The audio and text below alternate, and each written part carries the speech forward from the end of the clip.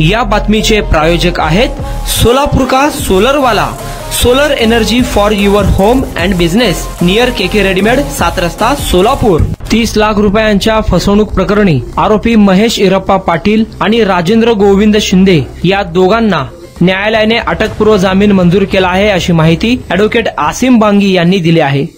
सहदेव भुतनाळे यांची रक्कम रुपये 30 लाखची फसवणूक केल्याप्रकरणी त्यांनी आरोपी महेश इरप्पा पाटील राहणार पुणे व यशराज मॅन्युफॅक्चरिंग वर्क्सचे प्रोप्रायटर राजेंद्र गोविंद शिंदे यांनी संगनमताने फिर्यादी व त्यांची पत्नी यांची फसवणूक केली म्हणून त्यांनी विजापूर नाका पोलीस स्टेशन येथे भादा विक्रम 406, 420, 504, 506, 34 प्रमाणे मतदान एका मिनिटाचा पण त्याचा परिणाम 5 वर्षांचा। लोकप्रधान न्यूज तर्फे सर्व मतदारांना आवाहन की मतदान नक्की करा। गुन्हा रजिस्टर नंबर 159/2023 अन्वये फिर्याद दाखल केली होती।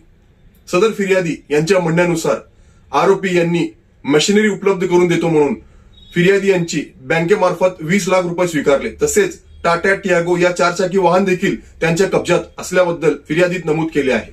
सदर फिर्याद दाखल झाल्यानंतर आरोपी महेश पाटील व राजेंद्र शिंदे यांनी माझ्या वतीने सोलापूर येथील जिल्हा व सत्र न्यायालयात अटकपूर्व जामिनाचा अर्ज दाखल केला होता।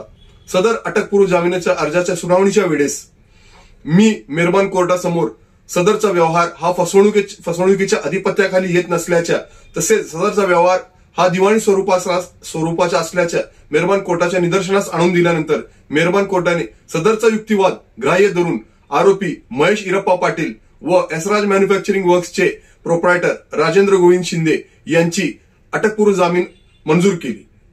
यात आरोपी यांच्या वतीने मी ॲडव्होकेट आसिम बांगी, माझे सहकारी ॲडव्होकेट परवेज मुलानी व ॲडव्होकेट ऋषिकेश मेट्रे यांनी काम पाहिले।